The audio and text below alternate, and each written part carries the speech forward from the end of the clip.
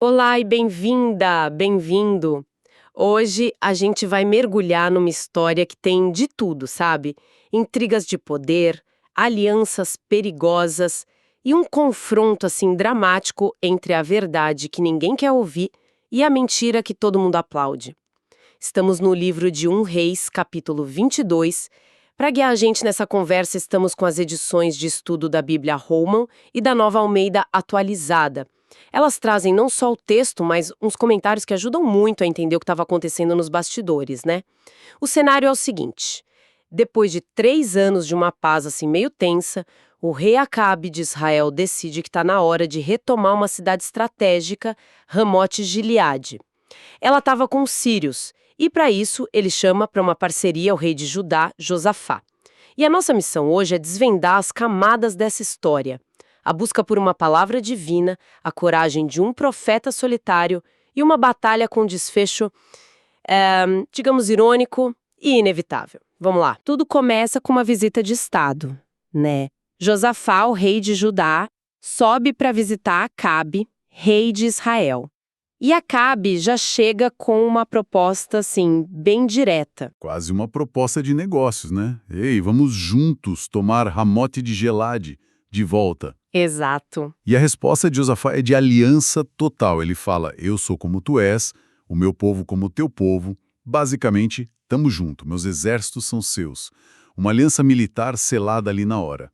Mas aí vem o porém. Sim, o porém que muda a história toda. Ele coloca uma condição que é a cara dele. Josafá era conhecido por ser um rei devoto e ele fala, ok, vamos para a guerra, mas primeiro, por favor, vamos consultar a palavra do Senhor. E isso já diz tudo sobre ele. E cria um contraste assim imediato e gigantesco. Total. De um lado você tem o Josafá, que não move uma palha sem buscar orientação divina. Do outro, Acabe, que tem um histórico, para ser bem gentil, complicadíssimo com os profetas de Deus. Complicado é pouco. Então, esse pedido do Josafá já coloca o Acabe numa saia justa e define o grande conflito que está por vir, sabe?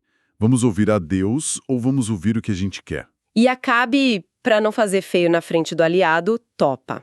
Ele reúne, e o número é impressionante, cerca de 400 profetas e faz a pergunta: e aí, vamos para a guerra ou ficamos em casa? E a resposta é unânime. Um coro, né? Pode ir, o Senhor vai entregar a cidade nas suas mãos. 400 vozes dizendo a mesmíssima coisa. E as notas de estudo sugerem que esses eram, muito provavelmente, profetas da corte. Ah, claro. Pense neles como funcionários do rei, sabe? Havia um incentivo financeiro, de status, para eles dizerem exatamente o que o chefe queria ouvir. É o famoso quem paga a banda escolhe a música. Exatamente. E um deles, um tal de Zedequias, resolve dar um show. Ele não só fala, ele cria um elemento cênico. É verdade, tem isso. Ele faz um par de chifres de ferro e começa a gesticular com eles, dizendo, é assim que o Senhor vai chifrar os sírios até acabar com eles. É puro teatro, uma performance para inflamar o rei e não deixar nenhuma dúvida. E o mais incrível é que mesmo com esse espetáculo todo, 400 vozes e efeitos especiais com chifres de ferro, Sim, uma produção completa. Josafá não compra a ideia. Ele olha para tudo aquilo e a gente quase consegue ver a desconfiança no rosto dele. Ele se vira para Acabe e pergunta: escuta, não tem mais ninguém por aqui? Algum outro profeta do Senhor que a gente possa consultar? É o momento de uma percepção fantástica, porque para a maioria das pessoas, uma unanimidade dessa seria a confirmação definitiva, né? Com certeza. Para Josafá soou o alarme. Ele percebeu que aquilo era fácil demais, ensaiado demais, ele não estava buscando um show de apoio político, ele queria uma palavra de verdade. E o coração dele disse que ela não estava ali. É aí que a máscara de Acabe cai. Ele responde e dá para sentir a irritação na voz dele. Ah, tem sim. Tem mais um, o tal de Micaías. Mas... Eu odeio. Exato. Eu odeio e o motivo do ódio é a chave de tudo. Ele não diz eu odeio porque ele mente. Ele diz eu odeio porque ele nunca profetiza o que é bom pra mim. Só desgraça. Essa frase é de uma sinceridade que chega a ser assustadora. Acabe admite com todas as letras que não está interessado na verdade. Não mesmo. Ele está interessado em validação, em notícias boas. Ele odeia o mensageiro não porque a mensagem é falsa, mas porque ela é inconveniente. É a mentalidade de não me traga problemas, levada ao extremo. Mesmo com o rei odiando o sujeito, Josafá insiste. Então eles mandam um oficial buscar Micaías.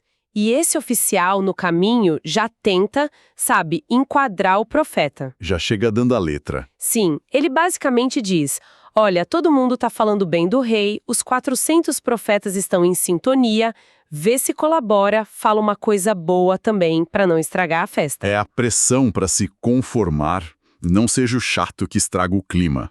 Mas a resposta de Micaías já mostra de que tipo ele é. Com certeza. Tão certo como vive o Senhor, o que o Senhor me disser, isso falarei. Ele não está nem aí para a opinião dos outros 400. Então, Micaías chega. A cena é poderosa. Os dois reis, Acabe e Josafá, sentados em seus tronos com suas roupas de gala, e os 400 profetas ainda fazendo o show deles ao redor. Acabe olha para Micaías e faz a pergunta. E a primeira resposta de Micaías é puro deboche. Sim, ele imita os outros e diz com um sorriso que a gente pode imaginar: suba e seja vitorioso. Com certeza o Senhor a entregará nas mãos do rei. Acabe percebe o sarcasmo na hora. Ele conhece Micaías, sabe que ele não está falando sério. E aí, numa ironia tremenda, o próprio rei que odeia a verdade exige ouvi-la. Ele fala: quantas vezes vou ter que te fazer jurar que você só vai me falar a verdade em nome do Senhor? E aí a verdade vem, e vem com tudo. Micaías descreve duas visões. Na primeira ele diz: eu vi todo o Israel espalhado pelos montes. Como ovelhas que não têm pastor. Exato. E completa com a fala de Deus na visão: eles não têm dono. Deixe cada um voltar em paz para casa. A mensagem é brutalmente clara. O pastor é o rei. Ovelhas sem pastor significa um rei morto. Nossa. E o exército vai se dispersar em derrota. Não poderia ser mais direto. Aí Acabe se vira para Josafá e diz, quase com um ar de, eu não te avisei. Tá vendo? Ele só fala mal de mim. Mas não para por aí. A segunda visão é ainda mais. Perturbadora. Muito mais. Micaías descreve uma cena na sala do trono celestial. Deus pergunta ao seu conselho de anjos: quem vai enganar Acabe para que ele vá para a batalha em Ramote-Gileade e morra lá? E um espírito se apresenta e dá ideia. Ele diz, eu vou. Eu serei um espírito mentiroso na boca de todos os profetas dele. E Deus autoriza. Vá, e você conseguirá. Pera, isso é muito pesado. Quer dizer que Deus intencionalmente mandou um espírito para mentir e enganar Acabe? Como é que a gente entende isso? Essa é uma questão teológica complexa, e as notas de estudo ajudam a gente a navegar por ela. A interpretação não é que Deus seja a fonte do mal ou da mentira, sabe? Entendi. A ideia é que Acabe estava tão desesperado por uma mentira confortável, ele a desejava tanto, que Deus, como forma de juízo, permite que ele a receba. Deus entrega Acabe ao seu próprio desejo. Se você quer ser enganado, o engano virá até você e será o seu fim. É um julgamento que se encaixa perfeitamente no pecado dele. A reação a essa revelação é imediata e violenta. Zedequias, o profeta dos chifres de ferro, não se aguenta. Perde a compostura. Totalmente. Ele vai até Micaías, dá um tapa na cara dele e pergunta, debochando: ah, é? E por qual caminho o Espírito do Senhor saiu de mim para ir falar com você? A violência física substitui o argumento, né? E Acabe, em vez de ponderar, entra na mesma onda de fúria. Ele não quer mais ouvir. Ele ordena: levem esse cara, joguem ele na prisão e deem para ele só um mínimo de pão e água. O pão da angústia, o texto chama. Exato, até o voltar em paz da batalha. E a resposta final de Micaías é um desafio épico. Ele olha para o rei e diz, se o rei de fato voltar em paz, é porque o Senhor não falou por meu intermédio. E ainda grita para a multidão: ouçam bem todos vocês. Ele basicamente aposta a própria vida na profecia dele. É a cartada final. É um mic drop bíblico. Ele coloca a própria credibilidade e a própria vida em jogo na frente de todo mundo. Agora a questão estava posta. Em quem acreditar? No show dos 400 ou na palavra solitária e sombria de um profeta odiado? E Acabe, claro, escolhe acreditar no show. Mas é óbvio que a profecia de Micaías mexeu com ele. Com certeza. Porque ele vai para a guerra, mas com um plano para, na cabeça dele, enganar o destino. Ele diz a Josafá: é o seguinte, eu vou disfarçado para o combate, mas você, por favor, use as suas roupas reais. É um plano ao mesmo tempo astuto e extremamente covarde. Ele está usando o aliado como isca. Totalmente. E as notas de estudo explicam o porquê. O rei da Síria tinha dado uma ordem muito clara aos seus comandantes. Não percam tempo com soldado raso nem com oficial. O alvo de vocês é um só, o rei de Israel. Nossa, ele sabia disso. Ele sabia. Então, ele coloca um alvo nas costas de Josafá para se proteger. E o plano, por um momento, parece dar certo para os sírios. No meio da batalha, os comandantes inimigos veem aquele sujeito com roupas de rei e cercam Josafá. A situação fica desesperadora para ele. O texto diz que ele gritou, e esse grito o salva. Como sim? Ao ouvirem o clamor dele, os sírios percebem que não é Acabe. Eles veem que se enganaram e recuam. É uma ironia fantástica. Josafá, que buscou a verdade, é poupado no último segundo. Mas e Acabe, o mestre dos disfarces? O que acontece com ele? E aqui vem o clímax da história. O momento que mostra que não dá para enganar o destino. O texto é genial. Ele diz que um homem entesou o arco e, atirando ao acaso, atingiu o rei de Israel. Ao acaso. Exato. Não foi um soldado de elite, não foi um atirador especial. Foi uma flecha aleatória, disparada sem alvo, no meio do caos da batalha. Inacreditável. Todo o planejamento, o disfarce, a isca.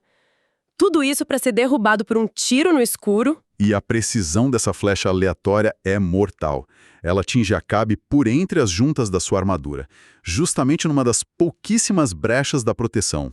Uau! A profecia que ele tentou evitar o encontrou da forma mais improvável possível. Mesmo ferido de morte, ele ainda tenta manter as aparências. Ele manda o cocheiro segurá-lo de pé no carro de guerra, de frente para a batalha, para os soldados não desanimarem. Sim, ele sangra o dia todo e, ao pôr do sol, finalmente morre.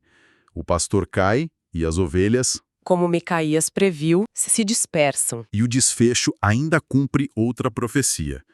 Quando levam o corpo dele para Samaria e vão lavar o carro de guerra ensanguentado, o texto registra que os cães vieram e lamberam o sangue de Acabe. Nossa, é verdade. Exatamente como o profeta Elias havia dito anos antes, por causa de outro crime terrível dele. Cada detalhe da palavra profética se cumpre de forma implacável. Uau! Com a morte de Acabe, o capítulo meio que muda de foco e faz um balanço do reinado de Josafá. Ele é descrito como um rei bom na maior parte do tempo, mas as fontes apontam um problema recorrente. Sim, o texto faz questão de frisar que a grande falha dele foi essa mania de se aliar com a casa de Acabe. Essa aliança foi um erro estratégico e espiritual. Entendi. Tanto que, mais adiante, a gente lê que Josafá tentou uma parceria comercial para construir navios com o filho de Acabe e o projeto fracassou. Outro profeta aparece e diz: isso deu errado porque você se aliou com gente errada. A narrativa martela essa tecla. Más companhias trazem más consequências. Então, no fim, a gente tem um contraste perfeito. Acabe, que buscou validação a qualquer custo, que se cercou de gente que só dizia sim, senhor. Encontra um fim trágico e irônico, que ele mesmo tentou evitar. E Josafá, que buscou a verdade, mesmo sendo dura, sobrevive à batalha, mas ainda sofre as consequências por ter andado com a pessoa errada. É a lição central da história. A narrativa se encerra com o filho de Acabe, Acasias, assumindo o trono e, como o texto diz, andou nos caminhos de seu pai e de sua mãe. O ciclo de desobediência continua, preparando o terreno para mais conflitos. Fica claro que rejeitar a verdade em favor de uma mentira que nos agrada nunca termina bem. As consequências, cedo ou tarde, sempre chegam. Uma flecha atirada ao acaso, um espírito mentiroso e um rei que preferia morrer ao ouvir más notícias. É uma história intensa que mostra como é inútil tentar fugir das consequências das nossas escolhas. E sabe, isso tudo me faz pensar. A história de Acabe é sobre um líder que construiu para si uma câmara de eco perfeita. Sim, Ele se cercou de 400 vozes programadas para dizer apenas o que ele queria ouvir e pagou o preço máximo por se isolar da realidade. isso é muito atual. Exato. Isso nos joga uma pergunta muito atual, não acha? Hoje, com algoritmos e redes sociais, é muito fácil a gente criar a nossa própria bolha, o nosso próprio conselho de 400 profetas que só concordam com a gente. Totalmente. A gente silencia, bloqueia, deixa de seguir qualquer um que traga uma verdade inconveniente. Exato. Então a reflexão que fica é: como é que a gente pode, deliberadamente, garantir que estamos ouvindo o nosso Micaías? Como podemos nos manter abertos a verdades que podem ser desconfortáveis, que podem desafiar nossas crenças, mas que são absolutamente necessárias para não acabarmos como Acabe, marchando em direção a uma flecha aleatória?